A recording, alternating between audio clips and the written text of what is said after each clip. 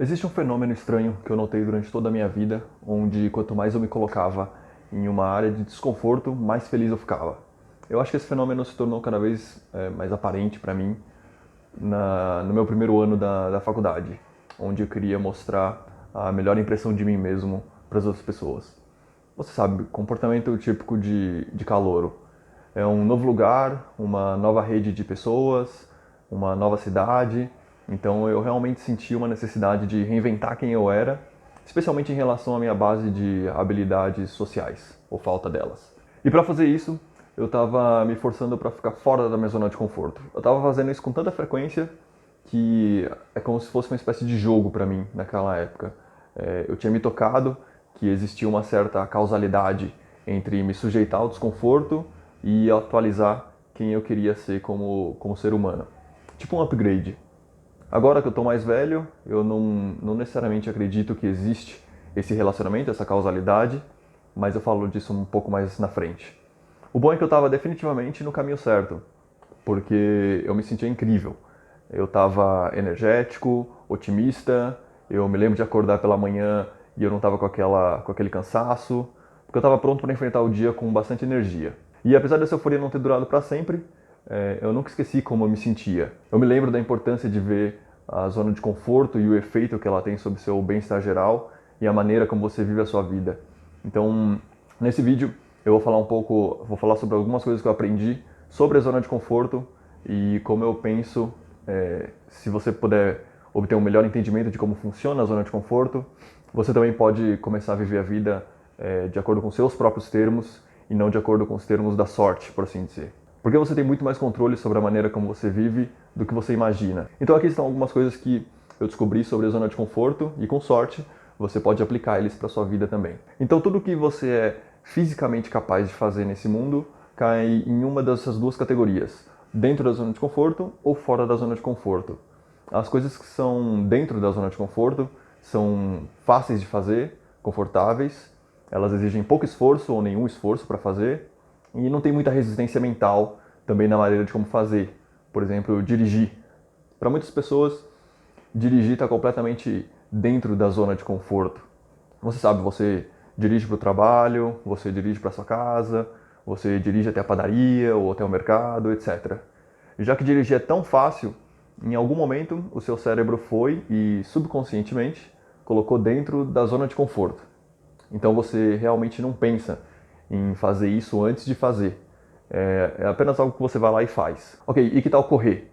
É muito mais difícil. É mais fisicamente extenuante, exige mais preparação, faz você perder o fôlego, faz você suar bastante. Se você não correu por um tempo, você provavelmente vai se sentir bastante dolorido no dia seguinte, etc. Porque você sabe que correr é fisicamente extenuante e difícil de fazer, o seu cérebro, em um ponto ou outro, foi e colocou isso fora da sua zona de conforto.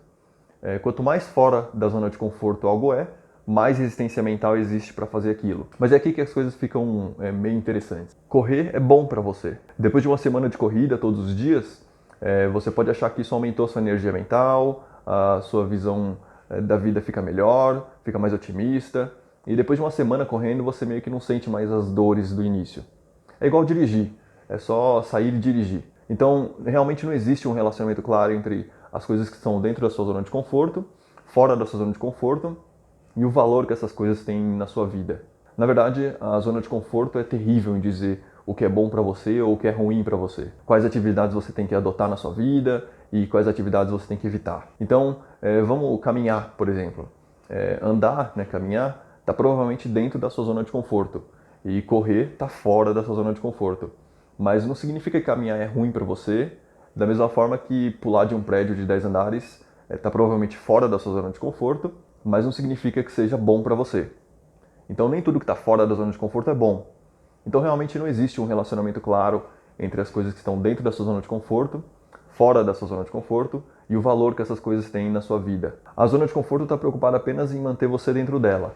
E a forma como ela faz isso não apenas garantindo que tudo que está fora da zona de conforto seja realmente desconfortável e difícil de fazer, mas também ela está sempre encolhendo se você não fizer nada a respeito. A menos que você se arrisque pelo menos um pouco além das fronteiras da sua zona de conforto, ela vai ficar cada vez menor e cada vez mais difícil de escapar. Isso é algo que a maioria das pessoas experimentam nas suas vidas o tempo todo, né? Estejam elas cientes disso ou não. Na minha própria vida, isso acontece o tempo todo. Como quando sai uma série nova na Netflix, por exemplo, e eu fico horas e horas maratonando, comendo porcaria e bebendo refrigerante.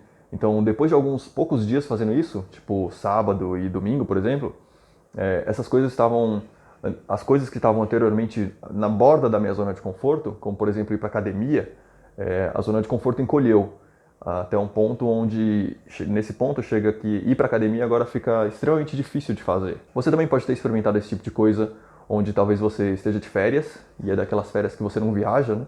E você fica em casa sentado por 30 dias, você fica muito no seu telefone, no sofá, etc., sem fazer nada, e você começa a ficar mole, sabe? Você realmente não quer fazer coisas interessantes, ou coisas muito difíceis, ou qualquer outra coisa que exigiria muito esforço. Aí você meio que se sente patético. Então, o que é importante lembrar, sempre para evitar que a zona de conforto encolha, a gente tem que fazer coisas que estão fora da zona de conforto. Isso não só previne que ela encolha, mas também faz ela aumentar cada vez mais. Além disso, a zona de conforto, em geral, é um guia terrível para dizer para a gente o que fazer da nossa vida, né? Quais atividades são úteis para nós e quais atividades não são úteis para nós. Então, basicamente, a gente precisa de uma solução para esse problema. A gente precisa de um guia mais confiável para a tomada de decisões. E é aí que entra a tomada de decisões baseada em valores, os seus valores. Então, descubra o tipo de pessoa que você quer ser, que tipo de características você deseja adotar, que tipo de habilidades você quer aprender, e tome suas decisões com base nisso. E usando o conhecimento da zona de conforto, esteja ciente que qualquer desconforto potencial na maneira de como você tem que fazer não é um obstáculo real. Na verdade, só está tudo na sua cabeça.